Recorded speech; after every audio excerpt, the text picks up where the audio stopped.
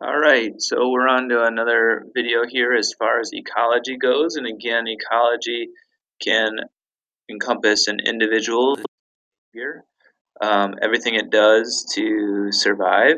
It can be the population, where you look at how one population changes over time and look at limiting factors and different trends there.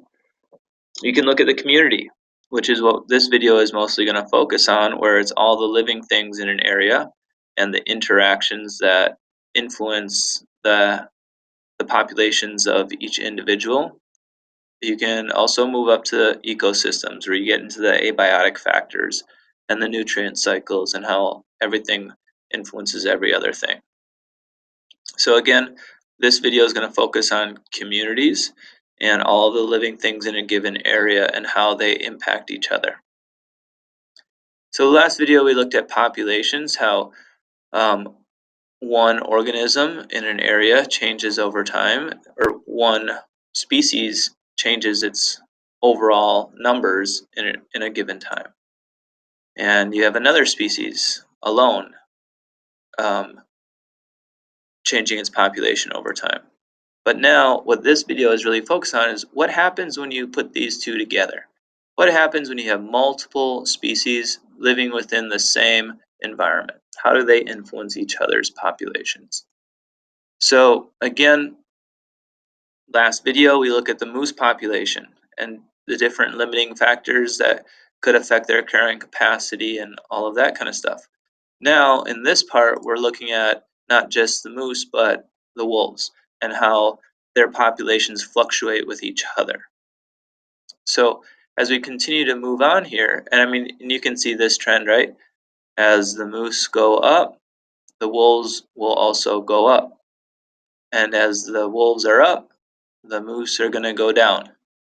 Once the moose are down, then the wolves are going to end up going back down. And then if the moose go back up, you would also expect the wolves to go back up. So whenever we're looking at closely related individuals within an environment, they're going to interact in certain ways. Sometimes they don't overlap, but sometimes they do. So we can look at competition. And whenever we look at these interactions, we want to look at like who's benefiting or who is being harmed. So with competition, it can be within a species or between species, and competition harms species. Okay, it limits what they have available to them. And there's this principle here. It's called the competitive exclusion principle. Two species cannot occupy the exact same niche. Now, a niche is like its role. It's not just its habitat, it's also how it interacts with the other things within that environment. So, since they can't occupy the exact same niche, you can have local extinction where one species cannot gets completely outcompeted and um, it no longer exists in that area, or you can have resource partitioning, which ultimately can lead to different adaptations because they have developed into a new niche. Okay, so we'll look at some of those, but you can also have predation, and predation is obviously going to benefit the predator and it's going to hurt the prey. Um, when we start talking adaptations, we're going to start talking about evolutionary adaptations. What things could happen to come about, not because they want to come about, but because mutation or sexual recombination results in more acute senses or weaponry. So when we start looking at camouflage or alarm calls or chemical defenses or mimicry, these are all evolutionary adaptations which can benefit the predator and also the prey. You know, they come up with ways to avoid being eaten. Herbivory, positive for the herbivore, negative for the plants, obviously. So again, with this, we talk about evolutionary adaptations, chemical sensors on the feet of insects, specialized teeth and digestive systems. Um, Plants also fight back through chemical toxins or maybe thorns. We also have these symbiotic relationships, which are defined as close and long-term interactions. You can have mutualism where both benefit. It's a mutually good for both. Commensalism, one benefits and the other one is unaffected or very slightly affected. Parasitism, one benefits and the other one is harmed. Now, it could lead to death, but a lot of times parasitism is like a host, and the host is harmed. So when we start looking at competition, again, it can be interspecific between species, or it can be intraspecific within the same species. They might fight over resources such as food, shelter, territory, mates, but ultimately they're both being harmed from the competition. Now, a lot of times when we think about competition, we think about animals, but the reality is plants also compete. They compete for nutrients in the soil, they compete for sunlight. And if they are occupying the same niche, the same environment, um, one is going to ultimately outcompete the other. Now, we talked about this whole niche thing, which kind of gets into resource use. It's not just its habitat, it's how it uses the food, water, shelter in an area. And you have these different warblers, and they all live in the pine trees. Now, they can't exist in the exact same niche. They can't have the exact same food, the exact same water, the exact same shelter. Otherwise, one is going to ultimately go locally extinct. So if they don't go locally extinct, they can partition or divide up the resource. And it's amazing how like you have all these different species that seem like they're occupying the same niche, but it's actually slightly different because they all use a slightly different part of the tree. Again, we think about predation and herbivory. These are things that are common, predator and prey, herbivore and plant. But as we go here, we have to start thinking about these evolutionary adaptations.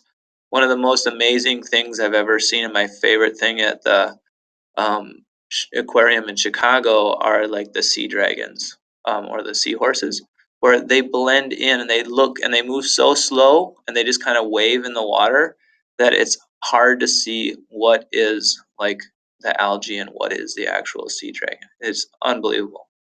But just as predators have evolutionary adaptations like claws and teeth and pack hunting, all that kind of stuff. The prey also has evolutionary adaptations like the zebra's stripes, which make it harder to pinpoint one exact prey.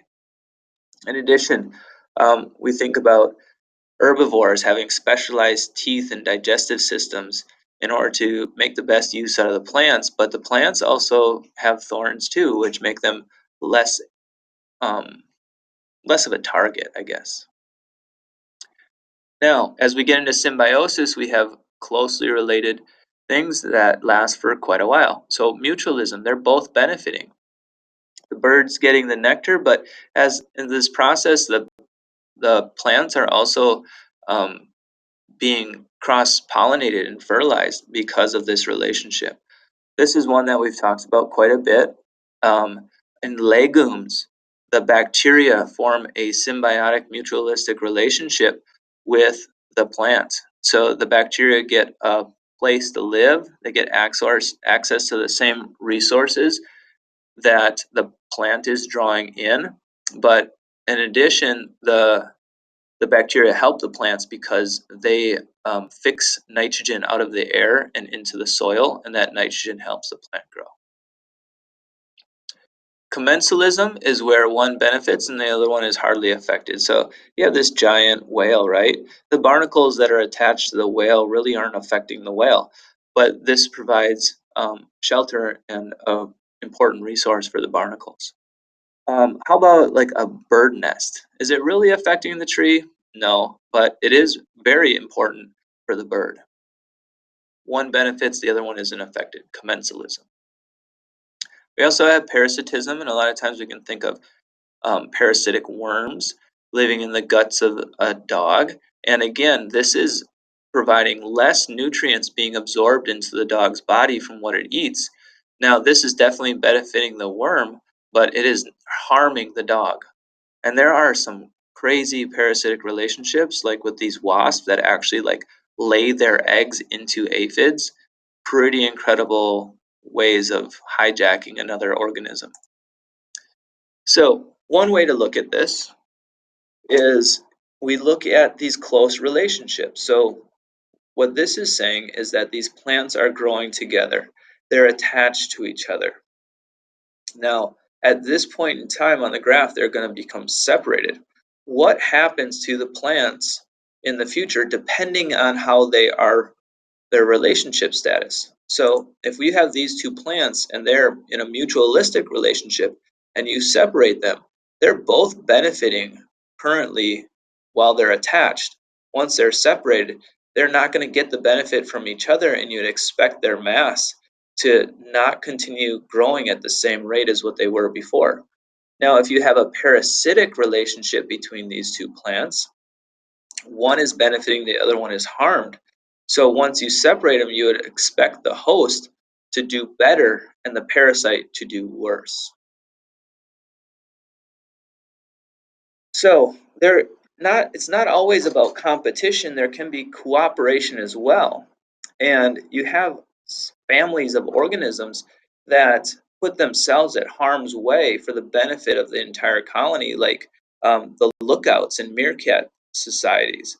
So this guy right here, he's watching for hawks and different predators, and he'll call out, and everybody will scramble in, and he'll get in last. But he's putting himself in danger to protect everybody else. Antagonism, they're against each other. And what's interesting about this graph is that for these bacteria, the less related they are, the more they try to harm each other. And if they're closely related, they don't fight each other at all. They might even help, which brings up this idea of altruism, like helping each other. Is this just a selfless act, or is there an evolutionary tied into not just your own survival, but the survival of the genes that are closely related to you? So within a society, you may benefit passing on your similar genes, even not through your own reproduction, but through the reproduction and the survival of your close knit family as well. So, I mean, biologists even get into like, self-sacrifice as an evolutionary thing, like trying to explain um, why an organism might put themselves at risk for someone else. Ultimately, we get down to this kind of idea. Instead of looking at a population graph of one organism, there's more than one organism involved, and how can you predict what the future would look like? So you have wolf here, you have elk here, a disease is introduced. How would you expect the graph to change after this disease is introduced, which will hurt the wolf population? It's deadly communicable within the wolf population. So you might look at that. Obviously, it's going to hurt the wolf, but what is that going to do to the elk? The elk should increase and do better. So that's basically it. Again, when it comes to community, I want you to be able to interpret graphs of populations, propose explanations for trends, as well as predict future trends based on the interactions. So the interactions might involve symbiotic relationship, predator-prey, herbivory, competition, cooperation, invasive species, natural disturbances, human influence. How do these things affect the populations in an area? But ultimately, that is a wrap. I hope it was helpful.